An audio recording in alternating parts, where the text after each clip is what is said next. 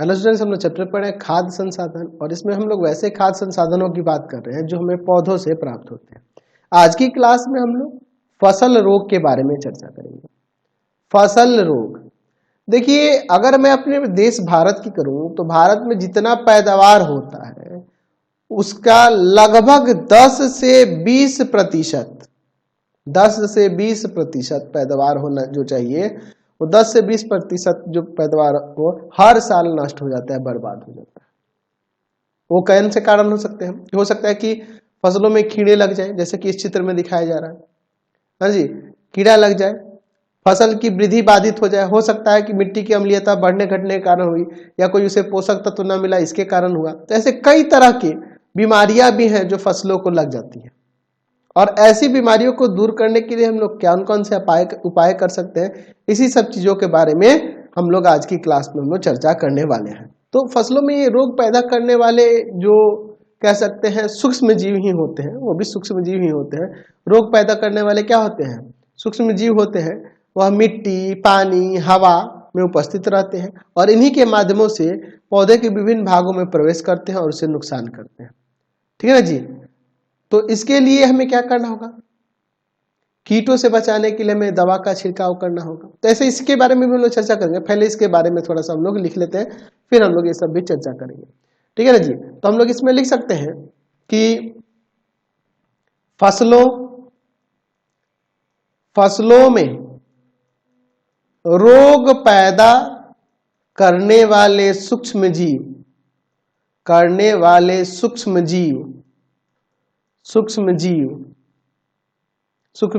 मिट्टी, पानी तथा हवा में उपस्थित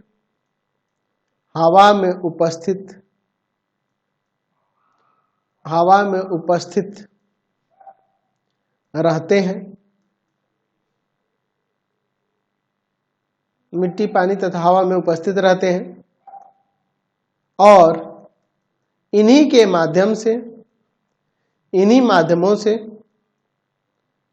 माध्यमों से पौधों के विभिन्न भागों में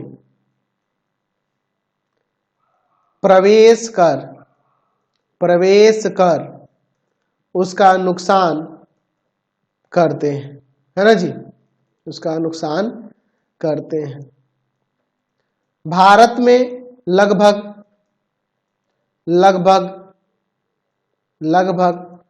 10 से 20% फसल इन्हीं कारणों से बर्बाद होती है।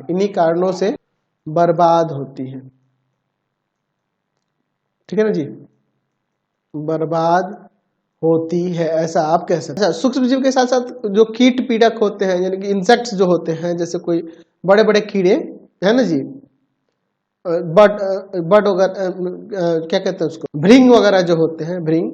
हाँ जी, यहाँ पे लिख सकते हैं कि कीट पीड़क भी फसलों को काफी हानि पहुंचाते हैं।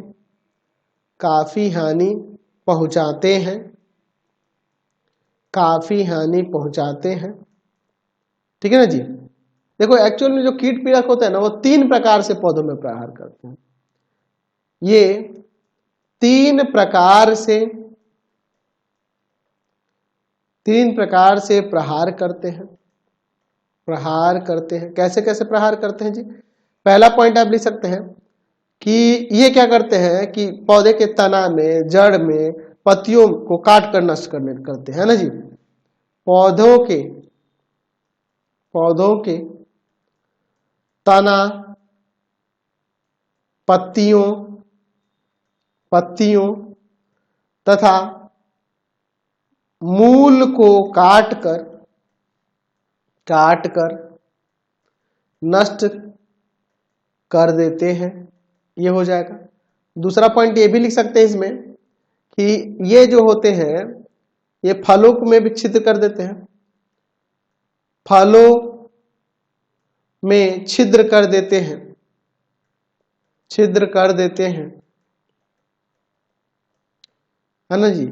अच्छा, पौधे जो होते हैं उनके जो पत्तियों में या हर एक भाग में कोशिका रस होती है उसको चूस लेते हैं, लिख सकते हैं। ये पौधों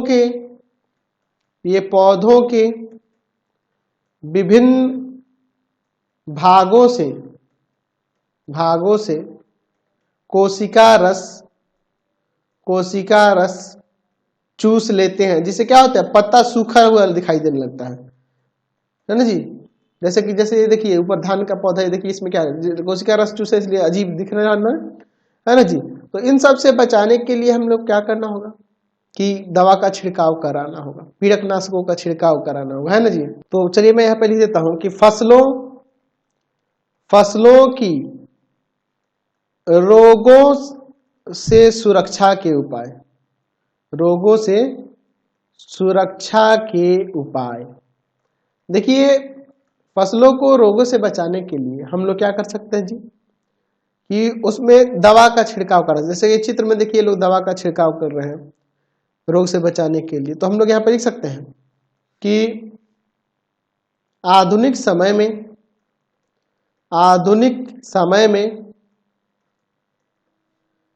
फसलों की रोगों से सुरक्षा के लिए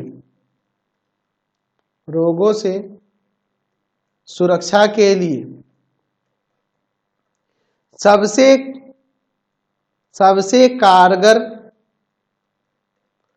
उपाय पीड़कनाशकों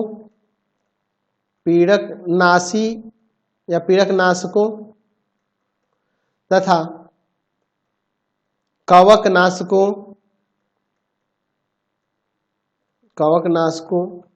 का छिड़काव करना है,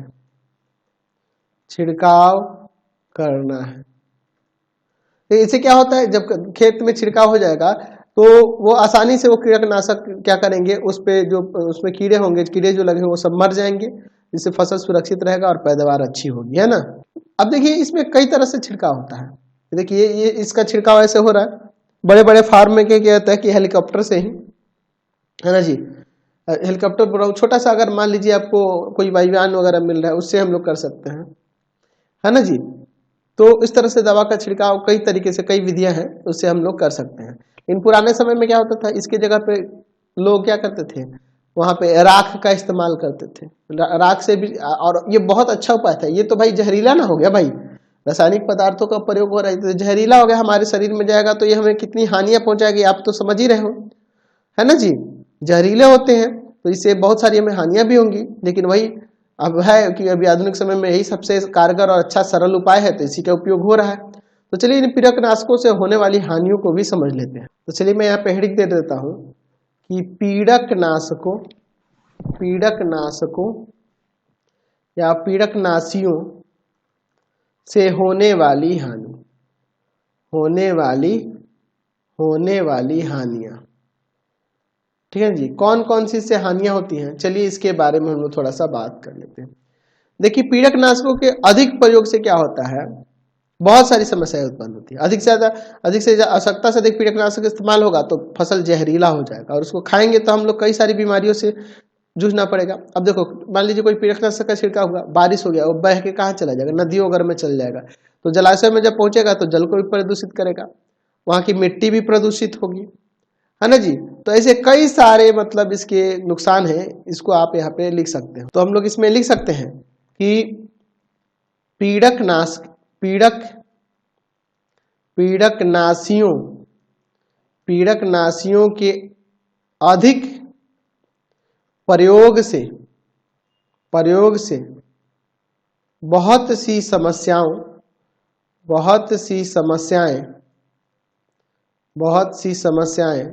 उत्पन्न हो जाती है। अधिकांश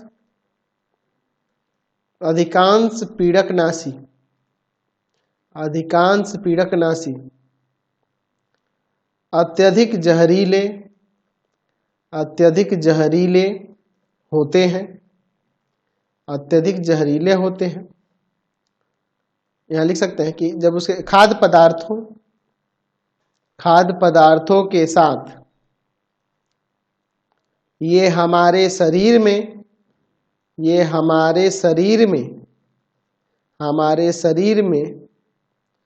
पहुंचकर कई बीमारियां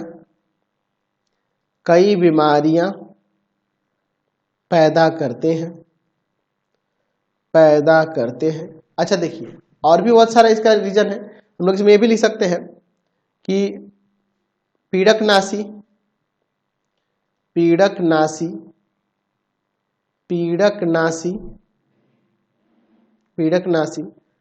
वर्षा जल के साथ जलाशयों में पहुंचकर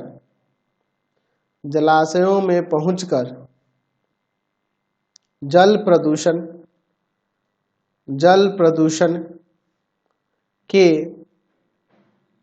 जिम्मेवार होते हैं। ये पीड़कनाशी मिट्टी को भी प्रदूषित करते हैं। मिट्टी को भी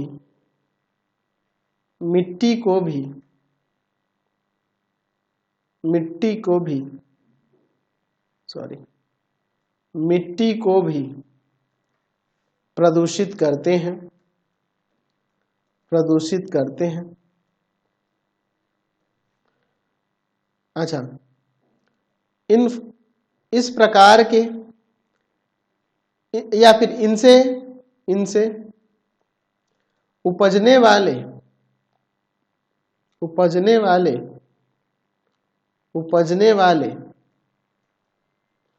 चारों को खाने से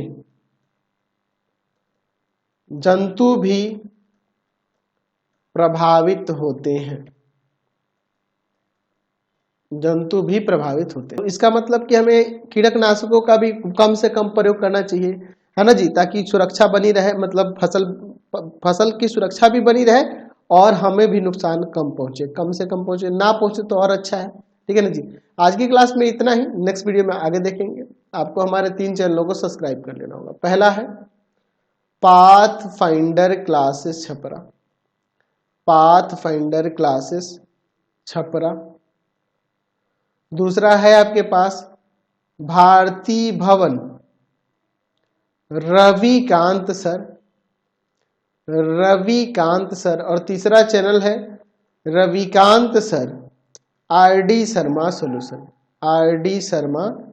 सॉल्यूशन। तीनों चैनलों को सब्सक्राइब कर लेंगे। इससे रिलेटेड वीडियो के लिए सीधे डिस्क्रिप्शन में, इससे रिलेटेड नोट्स के लिए गूगल पे जाकर सर्च करेंगे www.ravikantsir.in, और यहाँ जाकर आप सभी क्लासेस के नोट्स, उनके पीडीएफ को डाउनलोड कर सकते हैं, पढ़ सकते हैं। इंस्टाग्राम और फेसबुक पे जाकर पाथफाइंडर क्लासेस छपरा को लाइक एंड फॉलो करना नहीं भूलेंगे। Thanks for watching the video. Comment करके जरूर बताएं कि हमारे चैनल की वीडियोज आप सभी को कैसे लगते हैं। Thanks for watching.